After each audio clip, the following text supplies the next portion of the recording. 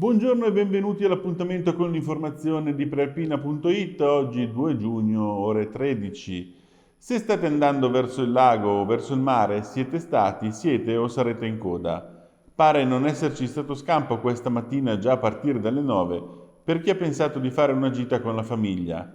Autostrade per l'Italia infatti segnalava e tuttora segnala code tra il bivio di Gallarate e Gallarate Ovest per chi si è diretto verso il confine con il Piemonte, mentre molto peggio è andata e va a chi sta cercando di raggiungere la Liguria. Code in A7 da Serravalle a Isola del Cantone, in A26 da Predosa a Ovada e poi da Genova c'è da affrontare tratti difficili per una ventina di chilometri sia verso ponente che verso levante. Non resta che armarsi di pazienza anche perché il traffico va a sommarsi ai molti cantieri permanenti presenti.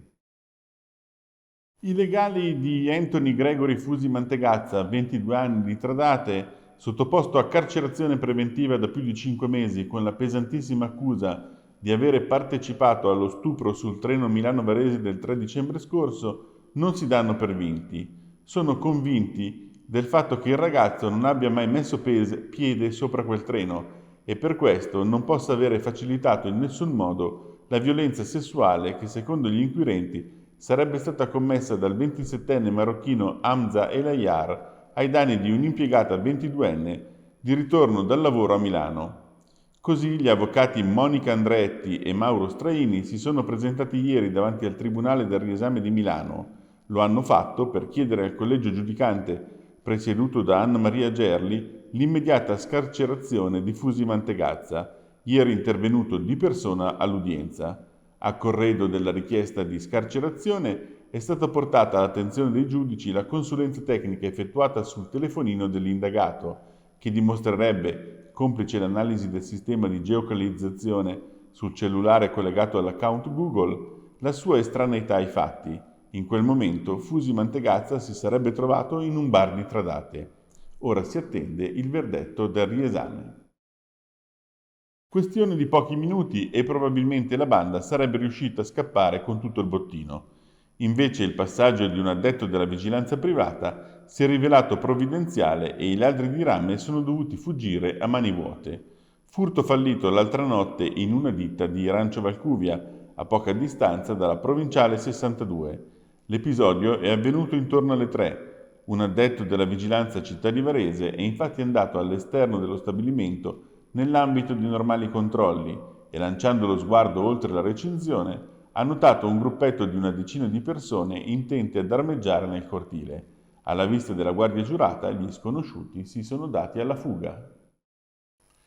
Un gruppo di bulli della zona di 13 e 14 anni terrorizza da un anno Cardano al Campo. Il comitato genitori delle scuole medie, composto da mamma e papà, è esasperato per una situazione allarmante e ha promosso una petizione popolare con 177 firme dibattuta in Consiglio Comunale.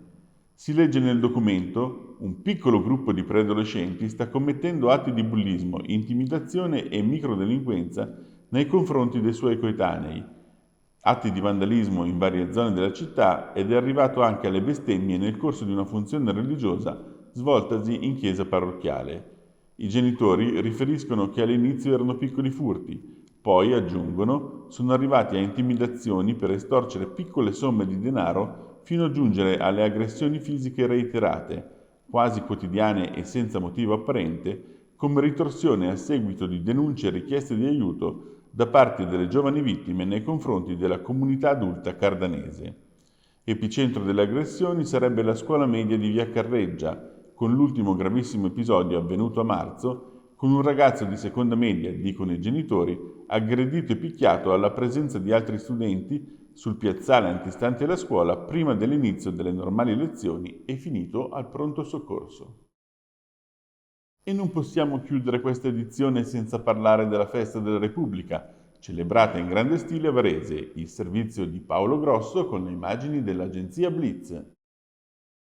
Festa del 2 giugno questa mattina a Varese tra Piazza Repubblica e l'Aula Magna dell'Università dell'Insubria. La cerimonia, 76 anni dal referendum che diede all'Italia la forma repubblicana, è stata la prima del nuovo prefetto Salvatore Rosario Pasquariello. Dopo la deposizione delle corone al monumento ai caduti, la festa è continuata nell'aula magna dell'Università dell'Insubria, dove c'è stato l'intervento del professor Giorgio Grasso, ordinario di diritto costituzionale, sul tema la nascita della Repubblica Democratica. Quindi le consegne delle onoreficenze al merito della Repubblica Italiana e di 2 medaglie d'onore a cittadini italiani deportati ed internati nei lager nazisti e destinati al lavoro coatto. Commendatore è diventato Mauro Ghisellini, direttore di ACOF, Olga Fiorini di Busto Arsizio, mentre nuovi cavalieri sono Adelio Bernaschina di Arcisate, Antonino Galici di Vedano Olona e l'ex carabiniere Francesco Smaldini di Varese. Medaglie d'onore ai familiari di Angelo Brazzoli e Giuseppe Rebuccini, che erano militari e non sono più tra noi. Bene, con questo è tutto. L'appuntamento con l'informazione di prealpina.it torna questa sera alle 19. Buon pomeriggio e buona festa della Repubblica.